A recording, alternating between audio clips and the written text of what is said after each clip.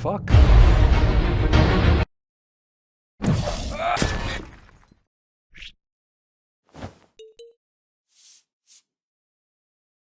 Okay, this piece of paper tells me I need to make a quick video or else I'm stuck in this generic background limbo for good, so...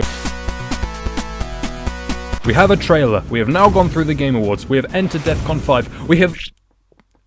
Oh, fuck, okay. Well then, allow me to either add to or be a buzzkill and remind us all of the future ahead.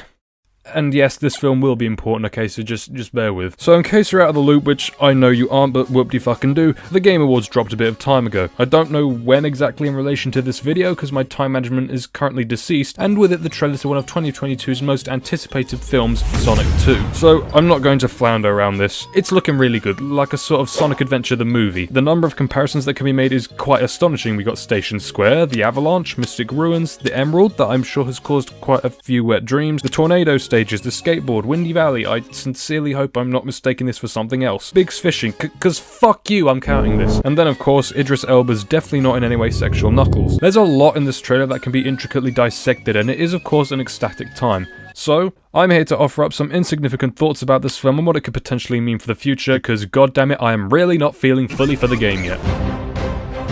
The first movie, in my eyes, wasn't bad per se, and it added a new version of this character to the fray in a way that the series hadn't properly explored, but it was a very safe film. Buddy road trips aren't typically the first thing you think of when you think action-packed speed, beam and flick, and the action parts of the movie felt fairly shallow throughout the whole film. It focuses not so much on the high stakes and action, but rather establishes the rule of this world and who the characters are, primarily focusing on these three. As well as this, the movie tended to spoon-feed the audience information that could have just as effectively been conveyed through body language and facial expressions. But because of the sacrifice the first movie took, it allowed it to set up a backstory for all these main players before they set off on an actual adventure. And now it looks like we'll finally be getting that in the sequel, which is a definite plus. Now, put your tinfoil hats on for this. We got a lot of references in this trailer.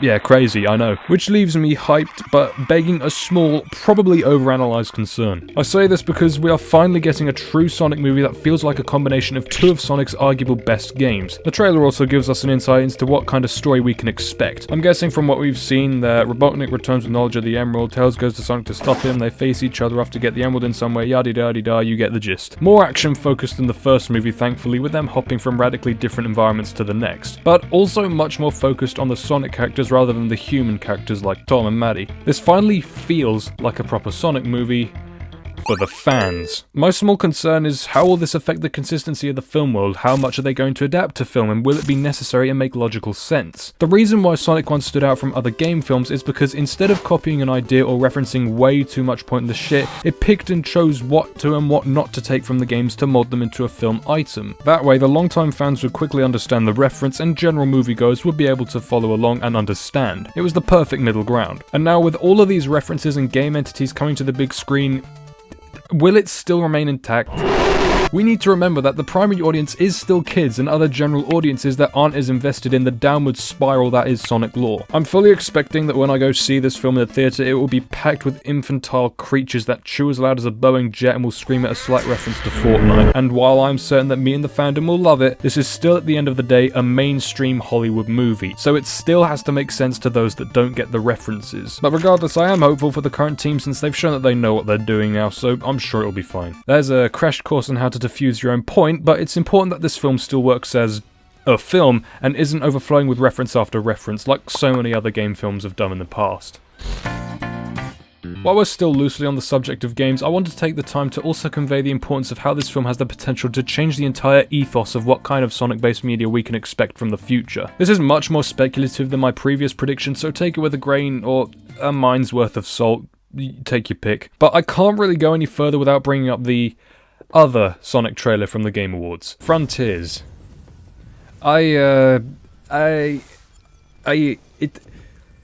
Look, the Frontiers trailer really should have excited me, and it has to an extent. It looks really gorgeous and can possibly knock Unleashed off of its graphical throne, but I feel more uncertain than before now. I've never spoken about the concept of an open-world Sonic game, at least to my knowledge, and that's mostly because I wasn't sure how precisely Sega would go about to execute that idea. It would have an awful lot of work to do to be a distinctive title that doesn't mesh with all other open worlds.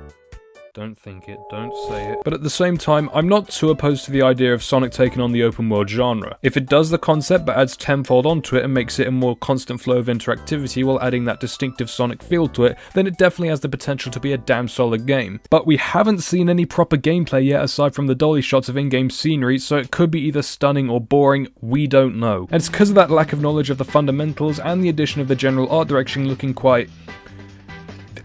It's the low-hanging fruit. Don't fucking say. The art is less Sonic-y. Sure, let's go with that. Looking overall, and doesn't particularly give off any codes or conventions of this series, which sorta worries me. Like, I know this is a complete redo, but there's nothing really traditionally Sonic that you can see. In a way, it gives me that, oh fuck, this could be a disaster feeling that I'm way too akin to. Like, I wanna have faith, but we all know why it's hard to put trust into this series when we have no clue what the fuck will fly out of that gate. Oh, right, yeah, what this has to do with the movie, right. So, looping back to the movie, my point of bringing up Frontiers was to outline how uncertain this next mainline game is in terms of being a legit solid game, which also means that if it does turn out to be a flop, then it'll be the movie that will have given people the faith in the character and the brand. And it's reminiscent of a growing trend because as time goes on, we're seeing more and more Sonic media branch out to more TV and movie slots. I mean, we've had the comics going for years and years at this point, and cartoons were a thing for ages even back in the 90s, but Boom was a game that went along with the Cartoon Network show. We've been getting more animated shorts for small game releases like Mania and TSR, and most recently Colors Ultimate. The movie and its upcoming sequel, those are the main ones. Another show coming onto Netflix next year as well. We're getting more film-based media than we have in the past. Does this mean that Sonic will disappear from the game world? Probably not. He's one of the most recognizable game characters in the world, so he won't be gone for a while, but it's a sign that games may not be the #1 thing on Sega's mind. Again, this is all speculation, but with all these spinning plates and the more recent games starting to incorporate more complex stories, I wouldn't be surprised if the movie carried the series through the rest of the 20s.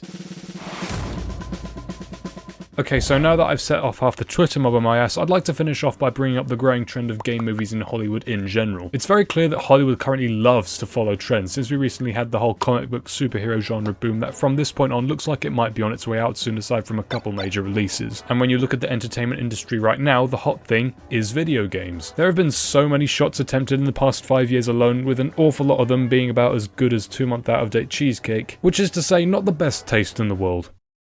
No, I would never. Whether it's a lack of understanding of what makes games unique and different to films, poor interpretation, or just bad writers, films have had real trouble getting their foot in the door. Until more recently, where this subgenre of films have changed from bad to moderately acceptable. That may not sound like much, but neither was the transition between the last few iPhone models, okay? They're small improvements and we'll get something good eventually. One thought I had when first seeing the trailer is that if this film manages to work as a film well and feature a good chunk of game lore while not falling for the age-old curse for a second time, and is financially successful, then this could be a much-needed turning point for how game films are created. Instead of copying the narrative of a game point to point, what if studios followed suit and began adapting, and not by crafting 2-hour-long reference pots of nothingness? Yes, I'm looking at you, Ready Player One. That vein that Hollywood is clawing at so desperately might actually bloom, and we could see some truly great films of age-old classics. You know, maybe like Bioshock or Half-Life, Ubisoft's Uno. Hollywood is very flexible these days, I can see it. As conflicted as I am about games going mainstream now, seeing the legitimate good IPs get good representation on the big screen is something I'm much more open to, if done right, and to be honest, the films that did flop probably deserved it for being from that game series in the first place. I've already touched on some of the problems with game movies like Assassin's Creed and Tomb Raider before. They fail to set up the rules or just copy the narrative entirely, making the movie obsolete. So Sonic's focus on making some more unique changes to the formula and not just copy-pasting the plot of 06 to cinema is a refreshing feel and should be set as a sort of example for other films. Yes, Uncharted, I'm also looking at you over there. Money will play a huge role in what the future holds, of course. This film will need to do superbly well, and I have good faith that it will with the amount of attention it's garnered. But we just need to make sure that it's good in general so that some form of message can come across to let the suits know that quality adaptation for fans and non-fans is the way to go, rather than just to mindlessly pander to one side of the coin. If I could, I'd like to share my thoughts on how this film could work in an ideal world for me. It's clearly going to be a Sonic 3/adventure inspired movie, which opens the gate for a lot more lively action scenes, so it will be a step up from the first film. We already established that. One thing I'd like to see though is some sort of internal conflict with Sonic between the human world and the Sonic thing world as a subplot. The first film established the premise of Sonic being an abnormally powerful being that was unlike anything seen on his home planet, to which he forcibly ostracized himself and eventually grew attached to the Wachowskis, leading to the events in film 1. In the sequel, however, he's shown 2 others just like him, with Knucks even having that distinctive electric effect, which could lead to this internal conflict. We could be shown scenes of the homely and nurturing nature of the human characters compared to the more adventurous and dangerous one of the, well, Sonic-y ones, building up this divide as the film goes on, leading to the climax where Sonic could be presented with the choice between which he'll go for. Not only will that add a bit more depth to his character, that's main motivation at this point is just loneliness, it would give older audience members and general moviegoers something to enjoy too, since it could have a gripping story about Sonic finding out who he really wants to be. It's a bit more of a mature tone, and I mean there is a quote from the trailer where Tom literally says he's still a kid and needs to prove he's mature enough, and this sort of subplot could work wonders alongside the main plot with Robotnik and his typical scheme that you'd expect. If he stays with Tom, I'll be a bit disappointed, not gonna lie, but if he stays with these 2 instead, the climax could be deserved and emotional, in air quotes there, I'm aware this is a kid's film, and tell a good story of how this version became the game version. And as much as I'm hoping I'm on the right track, I doubt we'll see much of James Mantika Sumpter in this movie, since they have very, very little screen time compared to the first trailer, so this probably won't be in the movie. Probably. Please prove me wrong, Paramount. This is all from the top of my head, you know, it is just speculation that I put out there, but god damn, that would be a fucking dope story that can be enjoyable for all, while the game references and main plot would suffice for the kids and fans of the series. It would be the best of both worlds. But it doesn't matter at the end of the day, because the Mario movie will be the highest grossing game movie of all time, because Mario plus Illumination and Starcast means guaranteed profit regardless of external factors. Forget the quality, because it's fucking Mario! So yeah, Sonic gonna be in the big leagues once again, it's exciting time. Please subscribe. Go away. Just go. I need to figure out how to get out of here.